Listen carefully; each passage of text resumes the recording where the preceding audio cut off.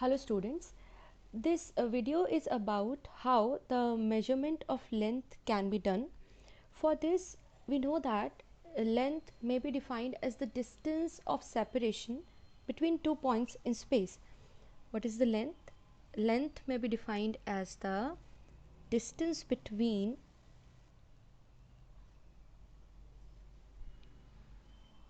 or I should say distance of separation between 2 points in space. So this is called length. Length is the distance of separation between 2 points in space, and there are various methods to measure this length between 2 points. Now there are certain direct methods as well as indirect methods also. So the methods to measure the length are divided into two categories. First one is the direct methods and second one is indirect methods. Now in direct methods we have some instruments that help us to find the length between 2 points directly. So these instruments that help us to find length, or the direct methods that we use to measure the length, has instruments namely meter scale, vernier caliper,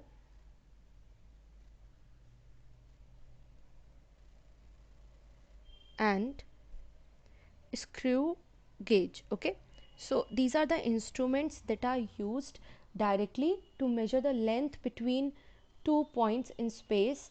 So we can directly use these instruments and find the length or the distance of separation between 2 points in space. These are the direct methods to find the length between 2 points in space. If we talk about indirect methods, so these are further divided into two categories. Indirect methods are again of two types. First is for large distances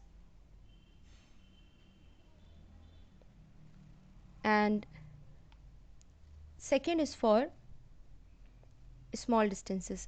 Now there are number of indirect methods.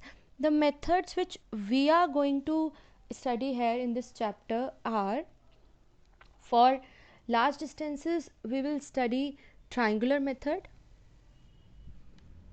or triangulation method.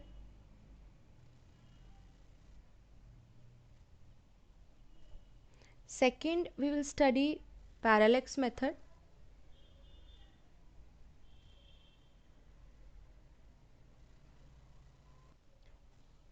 After parallax method, we will study reflection or echo method. Along with that, we will study laser, radar, and sonar method. Okay, so these are almost similar kind of methods. The principle of working is same for all these three methods. So we are going to study all these methods for large distances when we have to measure distances or lengths by using indirect method. Then we will use any of these methods. Okay, but for small distances the indirect method that we use is known as the method by using Avogadro hypothesis. Okay, so for small distances we use Avogadro hypothesis to find the length. So the method is by using Avogadro's hypothesis. This is the only method that we use to find small distances indirectly. So this is the part 1 of this video, and there will be part 2 also, because this video will be long if we consider all the methods in one video. So there will be two parts of this video. So now we are going to start with the first method, that is triangulation method. Okay, we are going to start the first indirect method for finding large distances, that is the triangulation method. So triangulation method is used to find the length or the height of the objects. Now there are again two categories in triangulation methods. This method is used for finding the height of accessible objects as well as inaccessible objects. If I talk about accessible objects, so these can be a tree or a tower or the height of a building. And if we talk about inaccessible object, then such objects are like mountain, a cliff. Okay, so there are two categories or two types of objects are used in triangulation methods. So we can find the height of two kinds of objects, either accessible or inaccessible.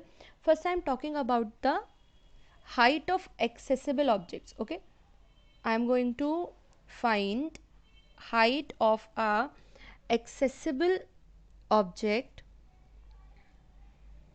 let it be a tree or a tower, by using triangulation method. So I am considering that this is the tower or a tree, whatever it is. I have considered AB as my object whose height capital H I have to find. Now what I considered that there is an object AB of height H that I have to measure. Let capital C be any point. Okay, capital C be any point.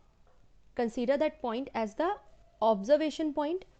We have considered C at any place and we consider it as the observation point. We are observing this object from this point C. Let this distance, let the observation point be at the distance small x from the object whose height we have to calculate. So this is the length which we have to calculate by using triangulation method. For this we considered C as the observation point at a distance x from the object. Now we place an instrument called sextant. Okay, sextant is an instrument which tells us the angle. So by placing sextant here at point C, we can find the angle of elevation theta. So angle ACB or the angle of elevation can be measured by using an instrument called sextant. Okay, it is used to measure angle of elevation. So by using this instrument we can find the angle ACB. Suppose we get the value theta. So theta is known. Okay, theta we have measured by using sextant. Now since ABC is a right angle triangle, this tower or tree stands perpendicular to the surface, then from right angle triangle ABC we have tan theta is equal to AB upon BC. So we can write it as h upon x, or height h is equal to x tan theta. Since we consider the point of observation, so we know that at what distance we are standing or at what distance we consider the observation point. So the value of x is known, the value of theta is known as it is measured by using the instrument sextant. So when we know x and theta, we can find the value h. So by this method the height h can be determined. Okay, so this is the method that we use to find the height of accessible object, and it is known as triangulation method for the height of accessible objects. The second case for this is the height of inaccessible objects. Now we are going to use a triangulation method to find the height of an inaccessible object, for example mountains. So let the object is here. So I am considering that AB is my object and let the height of this object is h. Okay, we are considering that the height AB is h, that we have to find by using triangulation method. So first of all we use sextant and measure the angle of elevation of its peak from a point C on the ground. Okay, so first we take first observation point C on the ground, place sextant here and find the first angle of elevation. Let this angle be theta 1. After that, we move this sextant to another position, namely D. Okay, we take another position, capital D, move this device sextant from C to D to find the angle of elevation from point capital D. Let that angle be theta 2. Now suppose that the distances of these observation points from point B to C are x and from point C to D is small d. Okay, so first observation point is at a distance x from point B, and then we move that sextant to another distance d from point C. Angle of elevations are theta 1 and theta 2. Means when the length was, or the distance of separation was x, whenever observation point C is at distance x, the angle of elevation will be theta 1, and when we put sextant at D, then the distance from B अगर हम देखेंगे, then the distance will be BD or D plus x. This will be the whole distance. Okay, this will be the whole distance, and for this the angle of elevation is theta 2. Okay, this is the situation what we have. Now we are going to use simple trigonometry to find the value of h. In right angle triangle ABC, if we see this right angle triangle ABC, we can write cot theta 1 as x upon h, that is base upon perpendicular, and in triangle, this was in triangle ABC. Now in triangle ABD, cot theta 2 is equal to, again base upon perpendicular, that is d plus x upon h. If we subtract the two equations, we get cot theta 2 minus cot theta 1 is equal to d plus x upon h minus x upon h, and this will give the value d upon h. If we solve it, we get the value d upon h, or by rearranging this we get h is equal to d upon cot theta 2 minus cot theta 1. Since the value of theta 1 and theta 2 are known, as we use the device sextant to measure the angle of elevation, so we know theta 1 and theta 2. So if we know the value d, we can find the value h easily. So by knowing the value of distance d, we can find the height h of an inaccessible object like mountain. So by knowing small d, we can find h by using triangulation method. Okay, so this was the triangulation method. The next method that we use to measure large distances indirectly is the parallax method. The next method is parallax method.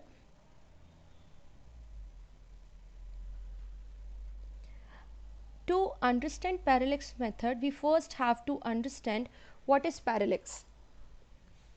Okay, इस method को समझने के लिए सबसे पहले हमारा parallax को समझना इम्पॉर्टेंट है. So if I want to define parallax, then I can write it as it is the apparent shift. It is the apparent shift in the position of an object, in the position of an object with respect to another when we shift our eye sidewise. When we shift our eye sidewise, we observe an apparent shift in the position of the object with respect to another, that is called parallax. Now to understand this, let hold a pen, assume a pen O, or if you have a pen you can hold it at a distance, at some distance from your eye. Okay, so I am considering here this is the pen at the point O, and I am placing that pen at a distance small s from my left eye. Okay, I am placing it at a distance s from my left eye, then I can see it here.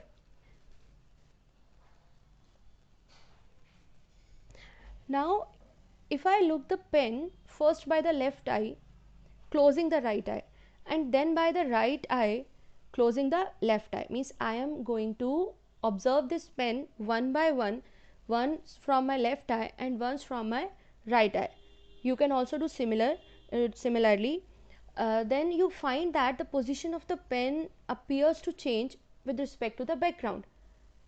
It is not changing actually, but it is appearing that the position of the pen is changing with respect to the background. So now this process, this phenomena, this apparent shift is called parallax. Okay, so the position of pen is something like this with respect to our left and right eye. We are observing this pen. Okay, we are observing the pen O at a distance s from our eye, and when we see it one by one from the left eye and from the right eye, then we find that the position of the pen appears to change. It's not changing in real, but it appears to change with respect to the background. This shift is called parallax. Now the distance between the two points of observation, in this case what are our point of observations are, the first point of observation is the left eye and the second point of observation is right eye. Means in first case I am observing with my left eye, in second case I am observing with my right eye. So these are the points of observation, and the distance between these 2 points of observation is called basis. So the distance small b is called basis. The 2 points of observation has some distance between them, that distance is called basis, and here we are denoting it by small b. Now the angle theta or the angle LOR that is formed by both the eyes at the pen is called parallax angle or parallactic angle. So here the distance between